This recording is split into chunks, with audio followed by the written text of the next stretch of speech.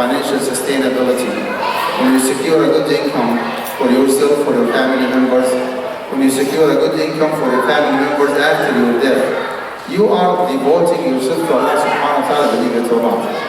This is actually a part of your deen, a part of the devotion that you pay to bring yourself closer to your Lord Azza wa Jalla.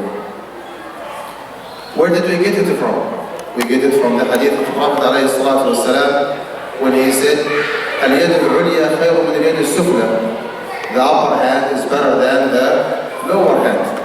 And the upper hand actually is the hand of the person who is financially stable, so much so that he is able to give to other people. While the one of the lower hand is the one who is financially unstable, waiting for other people to give him sadaqah or donation. And the Prophet ﷺ has made it clear that the one with the upper hand is better than the one with the lower hand. When Sa'd radiallahu anhu wanted to bequeath like certain portion of his property or his assets after his death, that's called wasiyah or bequest. He wanted to donate 2/3 of his estate to non-inheritors. And he went to the Prophet ﷺ asking for his blessing and for his approval. Okay. He said, 2/3, Ya Rasulullah, I want to bequeath 2/3. He said, no, that's too much. He said, how about 1/2? Like to give to non-inheritors, right? Non-inheritors, like to give it to the masjid or to an organization other than your family members or other than the legal heirs, like your dad, your mom, your kids or your siblings if you do not have kids. So he said, how about 1/2? He said, no, that's too much. How about 1/3? قال الثلث والثلث كثير. 1/3 is okay, yet 1/3 is even too much. And then he said, عليه الصلاة والسلام, justifying his fatwa, قال إنك إن تذر ورثتك أغنياء خير من أن تذرهم عالة يتكففون الناس. Leaving your legal heirs, your family members, your wife and your kids, wealthy or financially stable if you wish, is way better than leaving them needy, begging people. So financial stability actually is important every time, everywhere. In this very particular society here, in the West in general, the USA in particular, we need to pay even more attention to this issue, because with all due respect, may Allah protect you all. If you default financially, you are by your own. There is no like strong community ties and social security system where you can tap on the resources of your neighbors and your brothers and your in-laws and your dad and your mom. It's not the case. You are absolutely by your own, with some few exceptions. So you have to make sure that you are financially as stable as possible. With this in mind, one of the ways of securing financial stability is to make sure that you do have a side business or a kind of investment in the stock market. In the stock market. The problem nowadays here is that the vast majority of us depend on investing in the stock market some way, somehow. We do not have the energy, we do not have the power, we do not have even the ability of doing a direct investment by just putting our money in a real estate and starting buying and renting and making profit. We are not in the mood of doing so. We do not have the time, we do not have that business mentality. So the vast majority of us here in this masjid actually do have a connection, a kind of business that we do in the stock market some way, somehow. When it comes to investing in the stock market, let's just divide it, I would say, in two different categories. As far as the authority and the jurisdiction that you have on the investment. There is something called that IRA, individual retirement account, that has nothing to do with your employment, with your employer, with your profession. You decide to make some side investment in the stock market. That IRA could be in the form of a mutual fund, could be simple investment account, could be brokerage account, could be ETF, like electronically traded assets, right? Whatever the form might be. It could be 529 for the education or for the tuition fees of your kids. It could be mega account for your minors. You have different options actually in the stock market. All these different options have nothing to do with your profession, with your job, with your employer. as opposed to the employer retirement account. That is something actually connected with your employment. And in this case, like in the second category, in most cases, with all due respect, you are not the decision maker.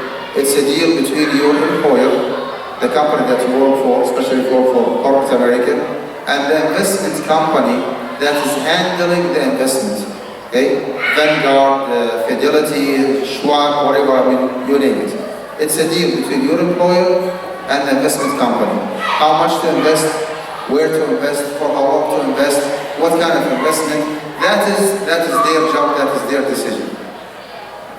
And you do have, I would say, some words to say when it comes to investing in your 401k. 401k actually is the most famous retirement account. If you work for education institute or not-for-profit organization, you'll be getting something called 403b, right? And if you work for the federal government or for the state government or for the county, you'll be getting something called pension plan. Bashmaniz Ahmed is here. Masalam. Pension plan. So regardless of the category, in most cases, as I said, you are not the real decision maker, but there are certain policies and certain investment options are imposed on you. And your employer directly or indirectly is telling you, listen, here's what I have for you. You take it or you break it. Okay, you take it or you leave it, as they say. You take it or you leave it. And you have to pick and choose, like, certain portfolio and just take it as is. You cannot like unlock that portfolio and pick and choose whatever you want.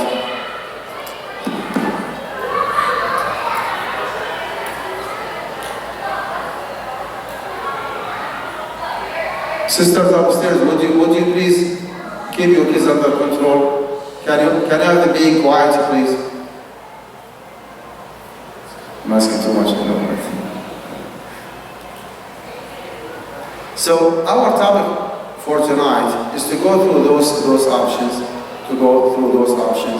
and to answer a question: how to make sure that my investment in the stock market is as Sharia compliant as possible. Why I'm saying as Sharia compliant as possible? Because of a very simple reason. There is nothing nowadays, and I mean what I say. There is nothing nowadays called 100% Sharia compliant investment in the stock market. The whole economic and finance system nowadays is a very capitalist, dominating, riba-based, system. Riba actually is an intrinsic component in the system. You cannot have a stock or any financial instrument in the stock market that is purely 100% Sharia compliant. It's not the case. And some of the brothers and sisters in this society here, because of their religiosity, their commitment to their deen, they would rather just waive or compromise their investment in the stock market completely. No 401k, no 403, no pension plan, nothing whatsoever. And when you ask them a question, okay, why don't you take advantage of the 401k? Okay, whatever you pay has to be matched by your employer. Why don't you take advantage of them? And the answer is, there is no way to be 100% sure, not 99%, no, 100% sure that my investment is 100% Sharia compliant. That is wallahi, way too much. And Rizallah khairan for their commitment to their deen, but this is actually a very, very extreme view. And you are not required to drop or to compromise your investment in the stock market if it is not as Sharia compliant as possible. If it is not 100% Sharia compliant. In the Quran, for example, you read the saying of Allah subhanahu wa ta'ala, فَاتَّقُوا اللَّهَ مَا اسْتَطَعْتُمْ. Be conscious to your Lord as much as you can. Prophet alayhi salatu wasalam said, مَا نَهَيْتُكُمْ عَنْهُ فَاجْتَنِبُوهُ. Whatever I prohibit you from doing it, stay away from it. وَمَا أَمَرْتُكُمْ بِهِ فَأْتُوا مِنْهُ مَا اسْتَطَعْتُمْ. But whenever I command you to do something, do it as much as you can. So alhamdulillah, we do have some flexibility here when it comes to investing in the stock market. Your vision actually is clear, and your goal is clear. I want my investment, whether it is an IRA or it is an employer-based retirement account, I want my investment to be as Sharia compliant as possible. If I can make it 90%, then I'm not supposed to compromise and make it 70%, right? If I can make it 70%, I mean, this is the maximum I can do, 70%, I should not make it only 50% Sharia compliant. So I have to do my best. With this in mind, you will see here in those few slides certain directions here when it comes to making a decision. Again, when it comes to IRA, most probably you are the decision maker. You can just pick and choose the category and the companies and the investment that you want. Okay? You go with transportation, for example, you go with higher education, with technology, with IT, with computer, with engineering, with whatever the business halal might be. And you need to dig in depth to find out certain components within that option, as I will explain. Now, when it comes to retirement accounts, okay, employer-based retirement account, I would say, generally speaking, your sisters upstairs, Allah yarda alaykum, would you please, sisters upstairs, would you please make sure that your kids are quiet? So, if you are talking about employer-based retirement account, you will come across something called stable value fund. Stable value fund, or maybe like a similar name. Stable value fund means a straightforward saving account. You deposit your money, whether your contribution or the match of your employer, for maybe 2% or 3% or 3% interest. Okay. As I will be explaining, any kind of investment, any kind of business, any kind of investment, if the principal is guaranteed and the return on top of the principal is guaranteed, that is the riba that Allah subhanahu wa ta'ala prohibited. Straightforward to the point. If your principal in a business, I'm not talking about employment, when you work, for example, for a company, you work for $7,000 monthly salary, and your check, actually your paycheck is guaranteed, but this is not a business in a sense that you are trading, no. This is an employment contract. You work Monday through Friday from 8 to 5, because of your expertise, because of your time, because of your academic qualification, you deserve $7,000 a month. That has nothing to do with investment in the stock market, so do not get confused, right?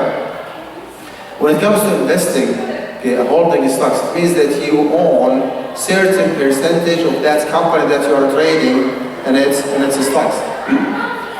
And based on that, when you hold any kind of investment, where your principal is guaranteed, and the return on the principal is guaranteed both, that is the haram investment that you have to stay away from. Sometimes they call it a saving account, sometimes they call it a CD, like a certified deposit.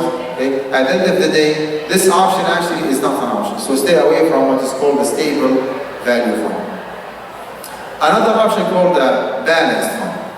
Balanced fund means 50% stocks, 50% stocks, and 50% otherwise. Bonds, derivatives, futures, options, CDS, CDO, you name it. Again, as long as the percentage of the stock is only 50% and another 50% is a straightforward haram investment, then the balanced fund actually is not an option as well. You have to limit yourself to only investing in stocks. That could be local stock fund. You limit yourself to investing in the stocks in the United States, or it could be an international stock fund, or it could be an employer stock fund. But at the end of the day, I mean, as you see here, all these three different categories belong to stock options and not anything else. So you cannot trade in bonds, for example, because when you hold a T-bill or a bond, it means that you are lending the federal government a certain amount of money. And again, when you hold a bond of $5,000 for $500 interest, okay, that's a straightforward haram investment. Your principal is guaranteed and your return is guaranteed as well. When you open a saving account, for example, with Chase or with Bank of America, your principal is guaranteed by the FDIC and your return on the principal is guaranteed as well. That's not a halal option. Back to option number one here, stable value fund. It's not just a saving account. So you need to stay away from it. You need to stay away from balanced fund, and you have to limit yourself to halal investment, either local stock fund or international, you invest internationally, or you limit yourself to the stocks of the company that you work for. At the end of the day, you limit yourself to stocks and stocks only. Now, some of us might think that if you limit yourself to stocks, then your investment is halal by default. Well, unfortunately, it's not the case. Even within the stocks options, you need to dig in depth and find like certain components, certain issues, or certain criteria that has to be matched in order for investment in the stocks to be a halal one. That criterion. Well, let me take you to another website here, just to make it simple. Go to atina.co, and go to the bar here, and just enter. Okay. Do you think that investing in Apple is halal? Can I see hands? Apple stocks halal? Okay. Now, according to this website, and by the way, I'm the Sharia consultant of this company. They are, I would say, like very conservative. They do not go with the IOFI standards. They go even with like more conservative standards than IOFI. Okay, let's try. That's Apple.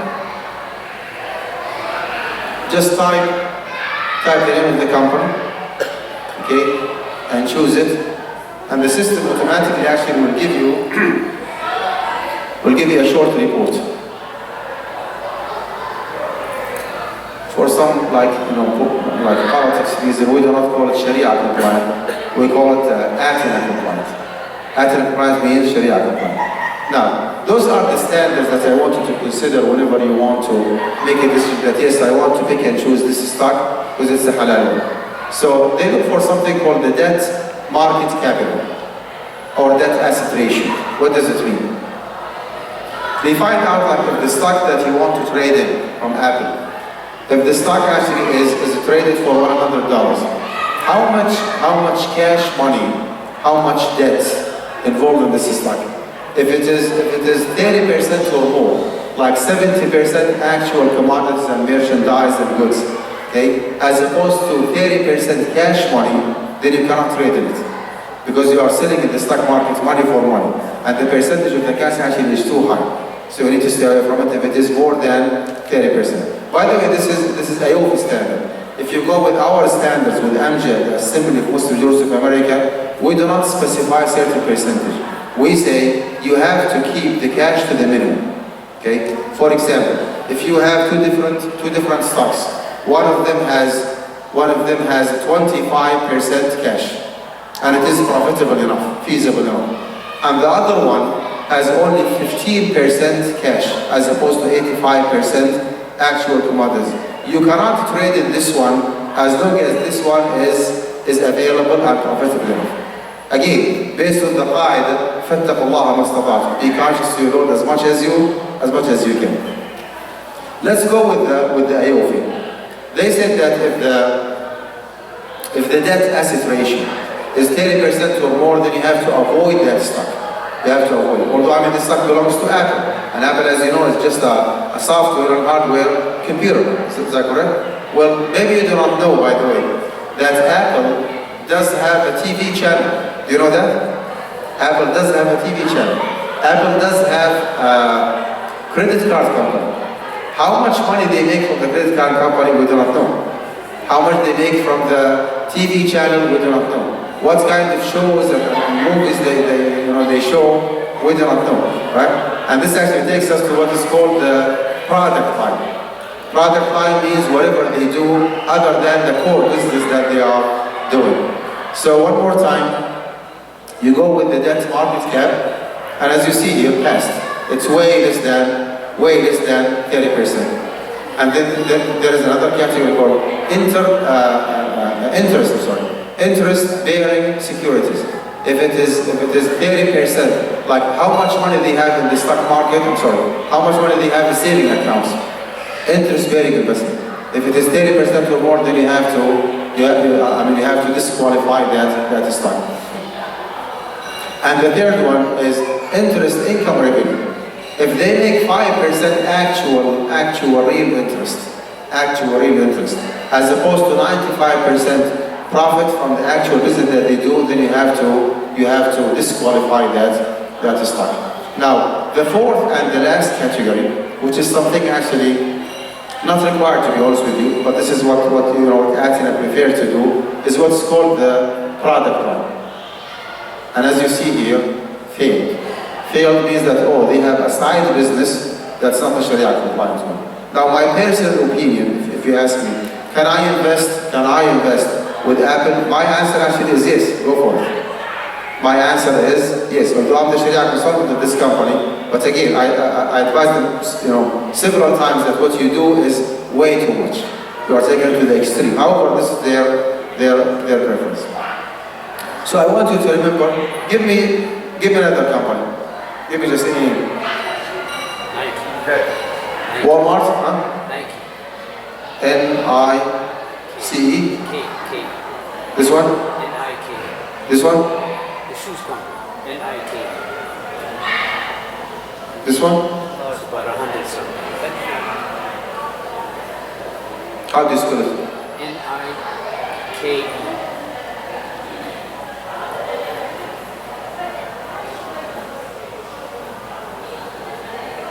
You see him? Nike. Nike is Athena compliant, means Sharia compliant, and the same standard. You see him? That's market capital less than 30% passed. Interest-bearing securities way less than 30% passed. Interest income to revenue, like the ratio, is it 5%? Well, it's way less than 5% passed. Product line passed. By the way, if you want like a very detailed, just click here, and it's going to take you to way more detailed answer. My recommendation, before you decide to invest in a certain stock, go to this website. It's for free. Okay? You just enter the name of the company that you are interested in and read the report. If you reach to a conclusion, let me just go back again. If you reach to a conclusion, back to Apple. If the debt market cap passed, and the interest-bearing securities passed, and the interest income revenue passed, go for it. Even if they say that the product line failed, it doesn't matter. Go for it. That's my recommendation. If you want to be extremely conservative as Athena, you can just exclude, the stocks that they do not invest in. When it comes to Athena in particular, I meet with them at least 3 times a year. And every meeting, like every quarter, they show me a list, like a database of maybe 12,000 different financial instruments in the stock market. From those 12,000, they just filterize them and they go all the way down to only 800, sometimes 1,000, sometimes 1,200 maximum Sharia compliant or Athena compliant. And the rest of them actually are excluded. That is one option for you. They do have a good service, Athena, in which you subscribe with them. I think you pay them $25 or $30, okay? And they start sending you either emails or text messages. We bought such and such. We sold such and such. So they do not recommend you to do anything. They told you that, we have purchased today those stocks.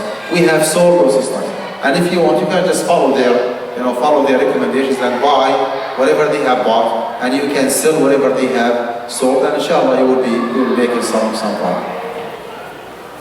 Another option for you is Zaki Financial. As you see here, Zaki Financial actually is another investment company, and again, I'm the Sharia consultant of this company. Now the difference between this one and this one is that with this one actually you can open an account with them. You can open an account with them. If you are not happy with the level of Sharia compliance of your investment, maybe you can roll over. Maybe you can roll over your investment or your retirement account with Zaki Financial. Back to our discussion here. This is just another way of explaining the criteria. Certain criteria have to be matched. Number one, no guaranteed profit, no unlawful dealing, no haram investment, no haram asset, no high debt asset ratio. Nothing new. When the profit is guaranteed, like in case of what is called the preferred stocks, you might have something called preferred stock. If the preferred stock means that your principal is guaranteed and your return on investment is guaranteed both, then that stock actually is not allowed, believe it or not. Even if that stock belongs to halal business, but because of a very simple fact that your return is guaranteed. And we said several times when it comes to Islamic investment, if the principal is guaranteed and the profit is guaranteed, well, even if the principal itself is guaranteed, that's more than enough actually to disqualify that business opportunity. No one can take money from you till you listen. Worst case scenario, if you do not make a profit, I will pay you back the principal. If that is clearly mentioned in the contract, that investment actually is not a Sharia compliant. So you stay away from any guaranteed profit. Unlawful dealing.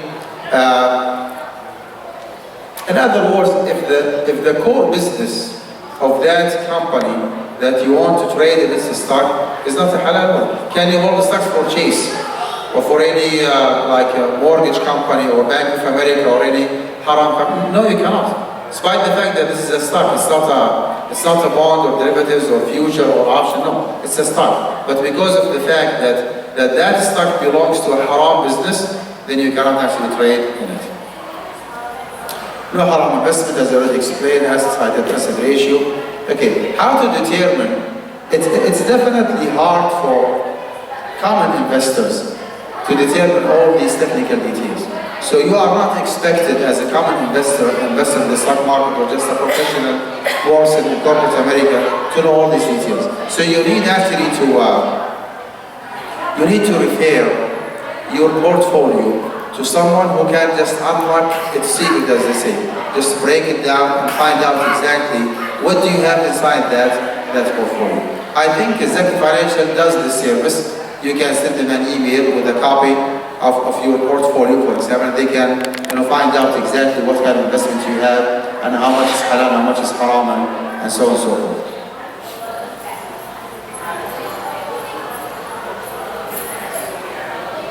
The other benefit actually of having those socially responsible mutual fund companies is that you can roll over your investment to them. You want to open a mutual fund, simple investment account, you do have 401k, you do have 403b, whatever. If those companies, Azad Assets, and Amana Fund, Iman Fund, Sharia portfolio, of course they are not in the same level of Sharia compliance, by the way. I mean, all of them claim to be Sharia compliant, but you need to do like more research, do your due diligence before you decide to roll over your investment to any of those companies. So, if you are positive that company is a Sharia compliant one, take for example Azad or Zaki Financial, then you can confidently roll over your investment, and they will take care of the business from A to Z. When it comes to setting your portfolio, purifying the haram in your portfolio, paying zakah on your portfolio. They will take care of the business, as I said, from A to Z. Something related to the same topic here, which is the status actually of withdrawing from retirement account. If you decide to withdraw from your retirement account, you'll be having two options. You can either withdraw, or otherwise you can borrow. Borrowing from your 401k is not an actual real loan agreement, because the money actually deposited there, set in your account, is your money, whether your contribution or the match of your employer, right? So you are not borrowing money, you are withdrawing money. But actually going with this option of borrowing money, actually is a tax advantage one. If you decide to withdraw, that's a taxable money. Is that correct? And if you decide to borrow, that's a tax advantage one. And that's why 99% of those people are interested in taking money from their 401k. They go with the second option, which is to borrow money. They think it is an interest-bearing loan. Ya shabab upstairs. Hey boys, girls upstairs, would you please be quiet? Boys, girls.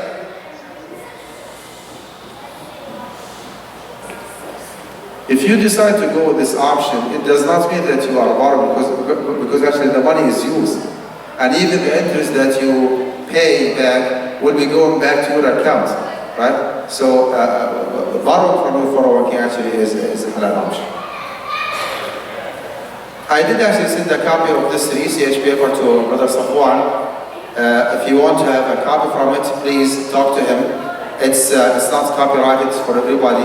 Even this presentation itself, I did send a copy to Brother Safwan. Please make sure that you take a copy from it.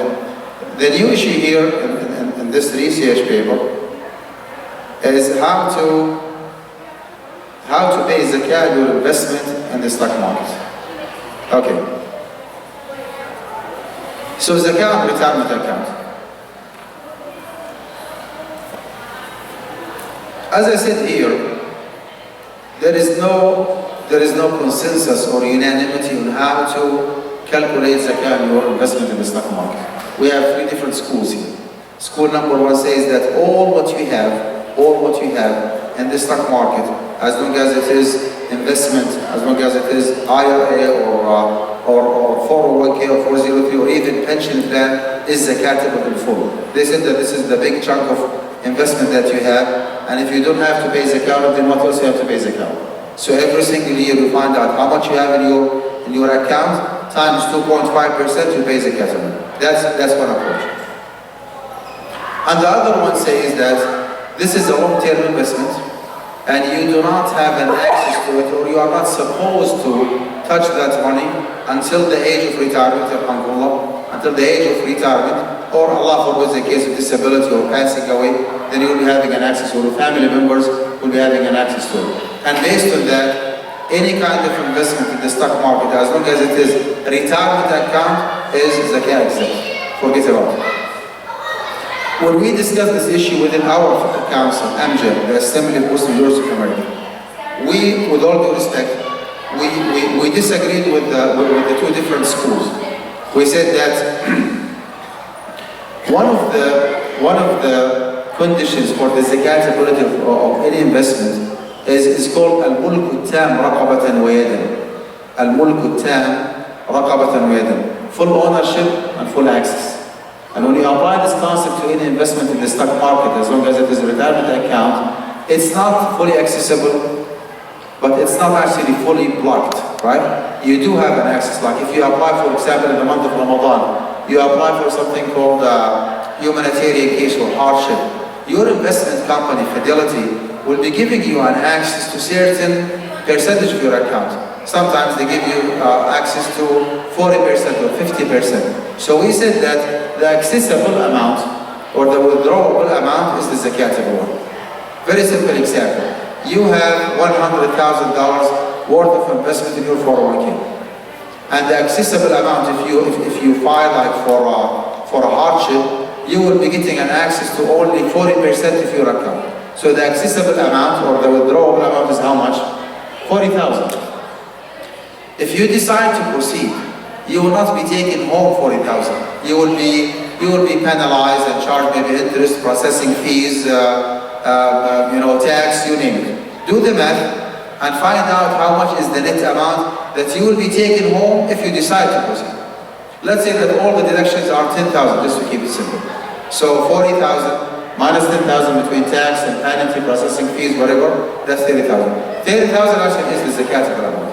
30,000 times 2.5%, and you do the math and you pay the zakat accordingly. How to handle the situation if you do not have sufficient cash to pay zakat al-mal? That's a very good question. My recommendation, you need to liquidate some of the assets that you have in your 401k. You need to liquidate, you need to sell some of the stocks that you have, get some cash money and pay zakat al-mal. Because if your zakat for this year, let's say for example 5,000, and you said, well, I do not have money. If you wait until next year, then you have to pay another 5,000, that's 10,000. One more year, that's 15,000. So the more you wait, okay, the worse the situation will be. You will be accumulating a lot of money. And this is actually zakat. This is a debt that you have to pay to Allah subhanahu wa ta'ala. وَدَيْنُ اللَّهِ أَحَقُّ أَنْ يُغْلَى. دَيْنُ اللَّهِ أَحَقُّ أَنْ يُغْلَى. So go ahead and just liquidate some of the assets that you have and pay zakat al-mal. Do not wait until next year. Okay. Here is the so based on the third option, which is AMJA option, that I believe is the most correct one. If you have an individual retirement account, like a mutual fund or ETF, for example, this is zakatable annually in full after deducting fixed assets as well, okay, as it will be explained below. Let's say that you do have a mutual fund or individual retirement account or simple investment account that has nothing to do with your retirement account, with your employer-based retirement account. That mutual fund account actually is accessible in full by the way. If it is a simple investment account or brokerage account or just simple mutual fund account, it is accessible in full and thus zakatable in full. Okay? Not in full means 100%. Again, if you want like to cleanse the account, just withdraw everything. How much tax you have to pay? How much processing fees and admin fees you have to pay? Do the math, and the net amount actually is zakatable based on 2.5%.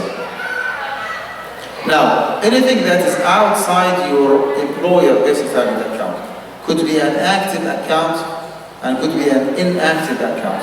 Active account means someone, whether yourself or somebody else, is trading that account, making a profit, right? Inactive account means that you do have, maybe you did invest, let's say $10,000, $15,000, you purchase certain stocks, and you are happy with the dividend that you make. You are not that active individual, you keep just watching the price and buy and sell and speculate throughout the whole year long. You're just happy with the dividend that you make. If that is proven, then you don't have to pay zakat on the stocks and the dividend. You pay zakat on the dividend only. You pay zakat on the dividend only. If the account is an active one, you have to pay zakat on everything. The principal or the stocks value plus the dividend. What's the difference? Difference is that if that account is inactive, that's called zakat al-mustaghallat, or we call it like exploited asset. That is similar or analogous to someone who has a rental property. You have a house for rent, apartment for rent. Do you have to pay zakat on the market value of the house? You don't have to. You pay zakat on the lease revenue. You have an apartment, okay, its value, let's say, or market value is $500,000, right? And you rent it for $3,000 a month. In the month of Ramadan, do you have to pay zakat on $500,000? No, you don't have to.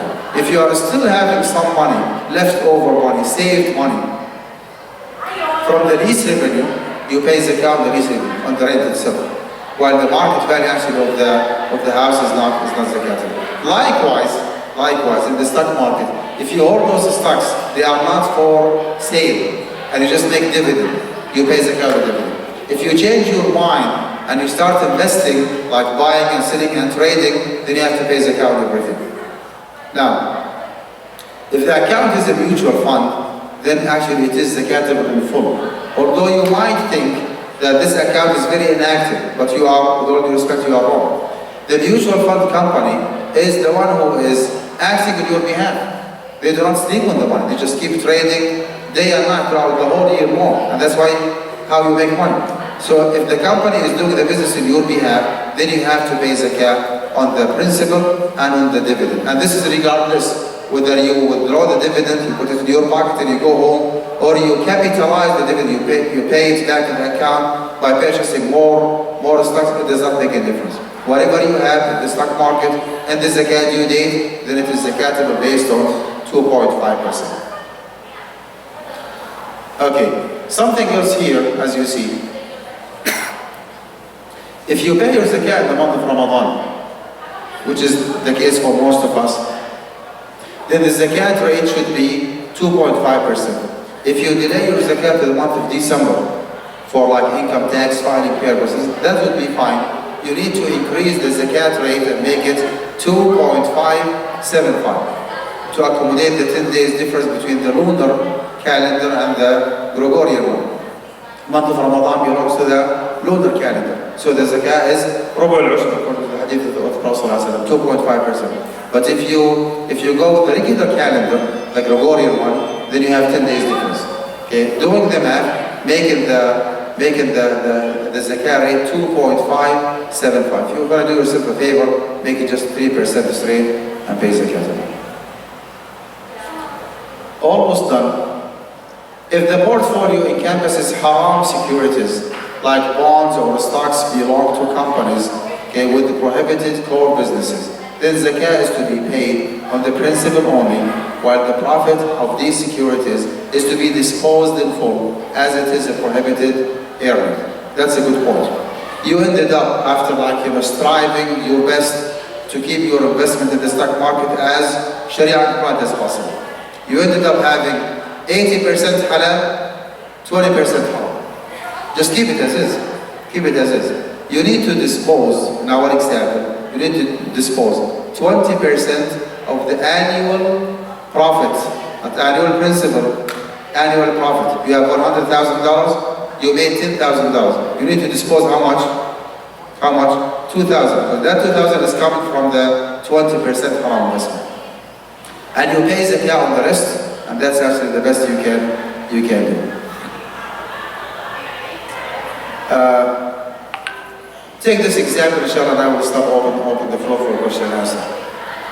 If the value of the stock is $100, among which is $40 fixed assets, you know that the stocks that you hold do not represent 100% commodity merchandise. Every single company does have its own fixed assets, is that correct? Machineries, offices, buildings, and so on and so forth.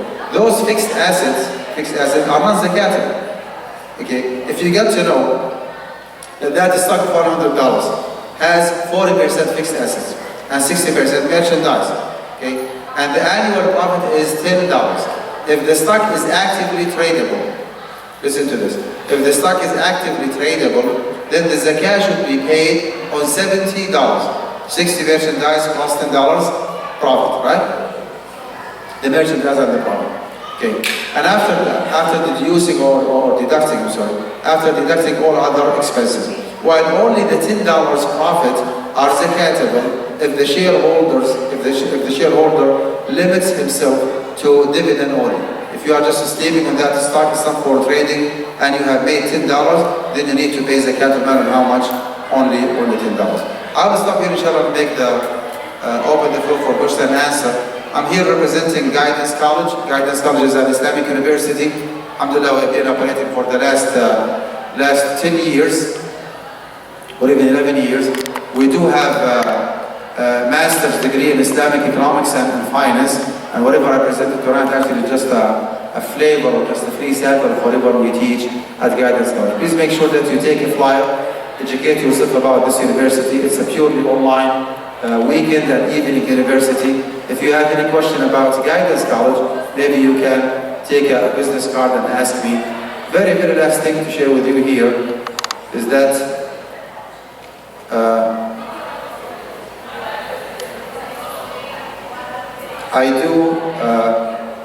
I do consultation as a side business.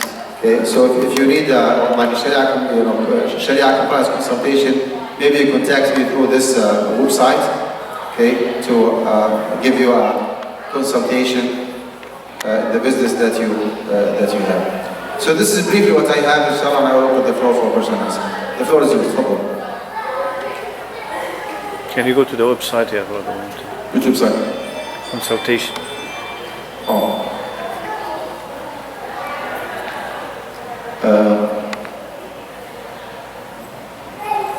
That's the website. It's clarity.fm/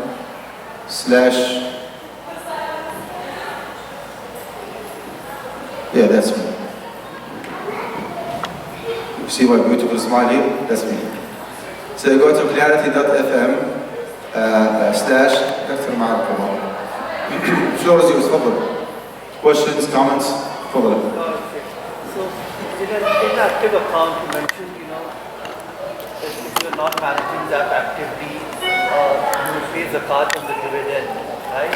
But say, for example, you just bought, 100 shares or 10 shares of Apple, and you say, I'll wait for 10 years, or a share that doesn't give you any dividends, and would you be, paying zakat on that? You just find out how much dividend you have made, and you add it to the virtual pool of money, because I would expect you to have different sources of income. Some money is coming from your salary, some money is saving, some of the money is coming from the stock market. So you add them up together and you pay zakat. No, I'm actually talking about just the inactive account. For example, you have a passive account, you just have say 10 shares of a company that doesn't pay you dividend, but you are sure or you believe If that no dividend, no zakat. So you have growth only. yeah. Growth, no dividend. No dividend, no zakat. تفضل باشمهندس. How to count for the tax, because most of those are before tax, those investment before tax. So even if you have 100,000, it's accessible. You will not take 100,000 if you want. That's correct. That's correct. So the formula goes withdrawable amount minus any prescribed penalty, prescribed tax, processing fees. So you need to take everything into consideration. You do the math.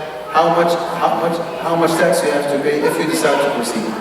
Like just very theoretical calculation. Those taxes depend on your own income. So it depends on how much you make. You should have an idea, under which bracket you fall. So based on that, whether your tax is 20%, 25%, period. No. On his example, let's say he bought a stock. Can you speak up, please?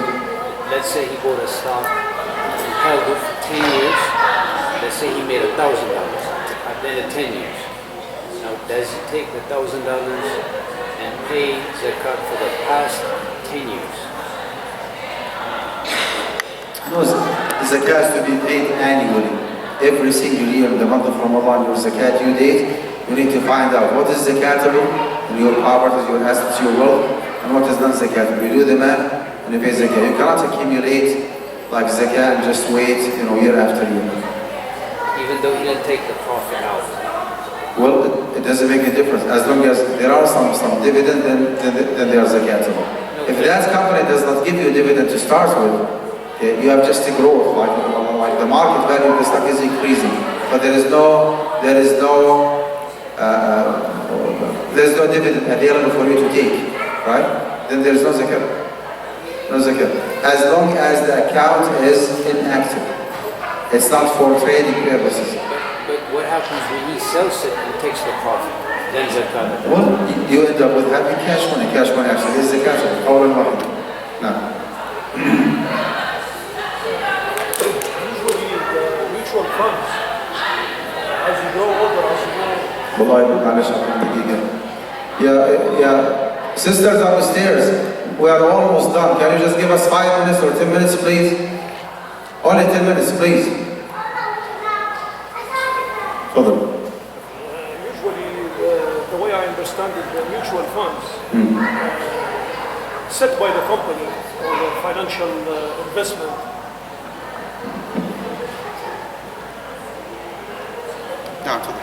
Yes, usually the mutual funds, they are set up by the financial investment company. As you grow older, the bonds will increase. Bonds? Yeah, mandatory. You have mutual funds. What do bonds have to do with them? Yeah, the mutual fund has combination of stocks and bonds. This Not is the way necessarily. the way it's set up in my company that I was with. Okay. So it's automatically, you don't pick and choose. As you grow older, the bonds increase for risk purposes. So in this case, how do you get rid of the bonds? Well, you reminded me actually with something important. Only in case of necessity, like when there is a lot of instability and volatility in the stock market. If your financial advisor told you, listen, if you do not inject some bonds in the account, you might lose everything. If that, just for discussion purposes. If that is proven, then you can add some bonds, okay, as needed only, for how long you need it, right? And in this case, you need to keep a track of the percentage of the bond, because bond is not haram, right? I avoid it. Until the stock market is stabilized again, and then you need to get rid of those bonds. Now, during that period, let's say like between 2020 to 2022 during the pandemic, a lot of people actually were enforced to add bonds to rescue their investment. Well, we do have a qaida here. الحفاظ على أصل المال من الضرورات.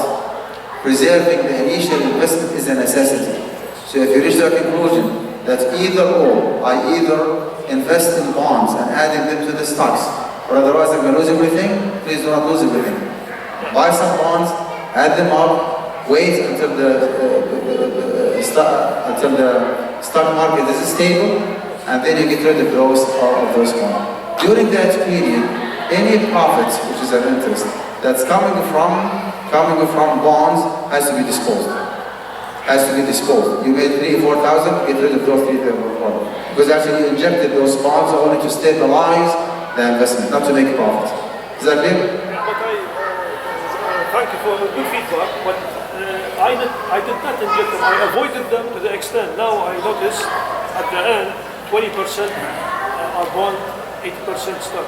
How do I get rid of this? You need to sit up with your financial advisor or roll over to Zaki Financial. Okay. Roll over. They will set a plan for you. Maybe within 1 or 2 years, they can just replace those bonds with the stocks. I mean, they cannot do it like in 24 hours. They cannot. It has to be like very, like a gradual process until you switch from non-Sharia compliant to Sharia compliant. Very cool. Can you just clarify active account or non-active account? How many years you can active? Something for 1 year, 3 years, something like this? Nothing in particular. If your common practice, your common mainstream practice that you are active in the stock market, you always watch the news and you sell whenever the price goes up, you buy whenever the price goes down, or the mutual fund company is doing that business on your behalf, right? It means that this is a very active account. And based on that, the principal, like the market value, plus the dividend or the profit, both are zakatable. Otherwise, if you are not that active, you have just a very, very stable investment, you just sleep on the stocks and you are not in the mood of buying and selling. Even if you do trade maybe once or twice a year, no big deal. You just pay zakat on the dividend. Clear?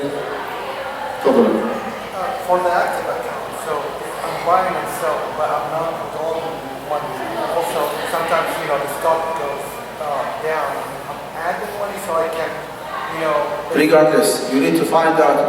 You need to take like a snapshot, Okay. and the zakat due date. How much you have on that day? If your zakat due date is Ramadan the 1st, in Ramadan, regardless of the fluctuation that you experience throughout the whole year long, forget about it. How much you have available, accessible in the beginning of Ramadan, that is the number where you start, you start your math and your calculation. Even if it's not profit, it's loss. Like for example, Yeah, yes it is. Absolutely, yes. Yeah. As long as the total that you have is reaching an nisab, which is 85 grams of gold, I would say equivalent to $5,000. Can someone help me? 85 times 45 or $50. Should be 4,000 something. 85 grams times 50. Let's say it's $10,000. But if I 85 grams of gold times 50. 4,250. 85 times 50. Let's be on the safe side. If you do have a minimum of $4,000 worth of investment in the stock market, you have to pay zakat. and calculate from the last year, for example, already. Let's say 2 or 3 years I did not, know about this because I never withdraw any money from the stock market. If you want like below the $4,000 worth of investment in the stock market, right? But you still have some other assets. You have some saving from your salary. You have a side business. You have whatever. There is something called the virtual pool of money. Because all these different sources of income belong to the same individual. So they have to be added up together. See what I'm saying? So even if you have less than 4,000, but you have 3,000 here, you have 5,000 here, put them together and you pay zakat. No. Another question. طيب, let me take the question. تفضل أخي. I want to go back to the Apple example. Can you speak up because the sister actually are not, subhanAllah. I want to go back to the Apple example where we had the product line. Apple? Yeah. That example where the product line was This one? non-compliant. Yeah. Right. This There one? are ways to find out how much income that money, if I know the way of, like how much they are making from the streaming business. Let's say they are making Well, 5%. my recommendation is to take it easy. Okay. If you decide to go with ASEAN, Yeah. as long as the debt market capital is passing and the interest bearing securities are passing, the interest income is passing, go for it. Even if they say it's an unethical, I'm telling you, it is a Sharia compliant, go for it. Clear? I'm just making it a lot easier. But that's the question to the I use a different app called Zoya. I check the same whether it's That is the issue. Okay. We have a lot of options nowadays, like apps, but honestly, I do not know those people, so I cannot pass a judgment on them. Are they really qualified enough, knowledgeable enough, righteous enough? I do not know. So I'm speaking on behalf of the company that I know. Anything that I do not know, I'm just staying quiet. So, last question. I just want to, the main takeaway for me in this regard, the main takeaway to summarize, if it's a retirement, you pay 2.5% the zakah on the retirement. On the accessible amount minus any prescribed penalty and tax, not the total amount. I see. No. So if you withdraw monthly from your retirement, You are not supposed a to. certain amount. You are not supposed to. And you don't have to. If you want to calculate it, just wait until the month of Ramadan, until your zakat you need. Okay? And you find out how much you have, you start looking at how much is accessible, how much you have to pay, like tax, processing fees, penalty, whatever. How much is the net amount? Times 2.5%, you get to know. Jazakallah khairan, subhanallahi wa bihamdihi, ashhadu an la ilaha illa anta, nastaghfiruka wa atubu ilayk. Assalamu alaikum wa rahmatullahi wa barakatuh. Here is the flyers and my business card. Please take it from me.